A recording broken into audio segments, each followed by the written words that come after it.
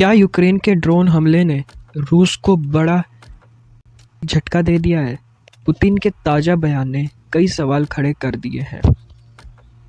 रूस के राष्ट्रपति व्लादिमीर पुतिन ने माना है कि देश में कुछ हद तक ईंधन की कमी महसूस की जा रही है।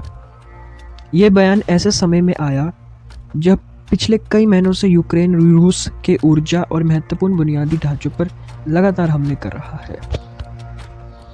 यूक्रेन का कहना है कि ये हमले रूस द्वारा फरवरी 2022 से यूक्रेन के नागरिकों और ऊर्जा ढांचे पर किए जा रहे लगातार हमले का जवाब है।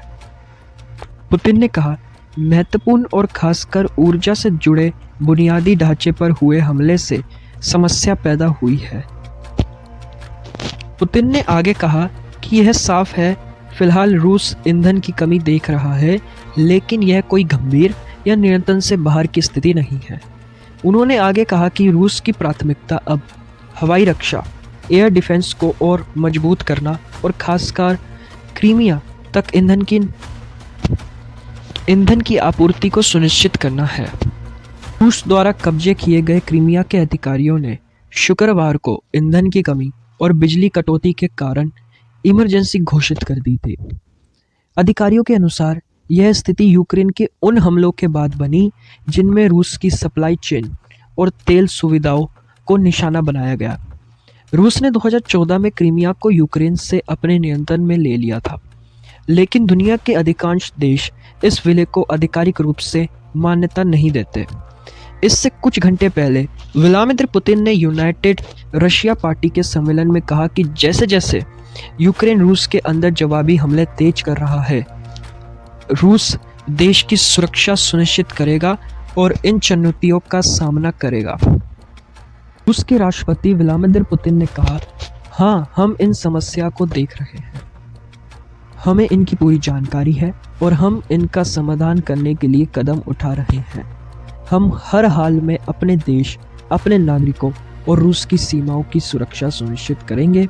उन्होंने आगे कहा, हमें पूरा विश्वास है कि हम आज हमारे सामने मौजूद सभी चुनौतियों पर काबू पा लेंगे, जिनमें हमारे क्षेत्र, महत्वपूर्ण बुनियादी ढांचे पर हुए आतंकवादी हमले भी शामिल हैं।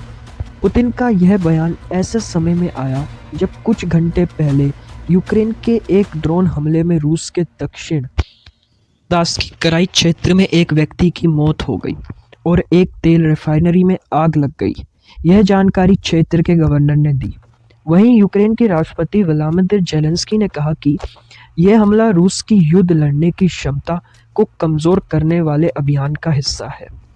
ज़ेलेंस्की ने सोशल मीडिया पर लिखा कि स्लोवांस्किया ऑन कुबान की तेल रिफाइनरी पर हमला किया गया, जो मोर्चे से लगभग 300 किलोमीटर दूर है।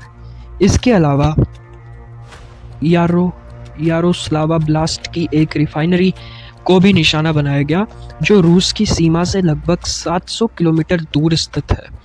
ज़ेलेंस्की के अनुसार इन हमलों का उद्देश्य रूस की सैन्य क्षमता और ईंधन आपूर्ति को प्रभावित करना है। पिछले सप्ताह भी यूक्रेन के एक अन्य हमले के बाद मॉस्को के दक्षिण पूर्व में स्थित एक तेल रिफाइनरी में भीषण आग लग गई थी, जिसके कारण राजधानी के बाहरी इलाकों में घने काले धुएं का गुब्बार फैला था। व्लादिमीर पुतिन ने कहा कि रूस यूक्रेन के साथ शांति वार्ता जारी रखने के लिए तैयार है। उन्होंने कहा कि जब ईरान से जुड़ा मुद्दा तनाव कम हो जाएगा, तब उन्हें उम्मीद है कि अमेरिकी प्रशासन के प्रतिनिधि फिर से मॉस्को आएंगे और बातचीत आगे बढ़ाएंगे। पुतिन ने कहा, हम बातचीत जारी रखने और सभी मुद्दों पर चर्चा करने के लिए तैयार हैं।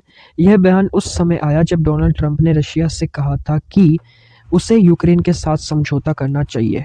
बाद में ट्रंप ने यह भी कहा कि व्लादिमीर ज़ेलेंस्की युद्ध में अच्छा प्रदर्शन कर रहे हैं, जबकि पहले उन्होंने कहा था कि ज़ेलेंस्की के पास जीतने के लिए पर्याप्त गार्ड्स नहीं है।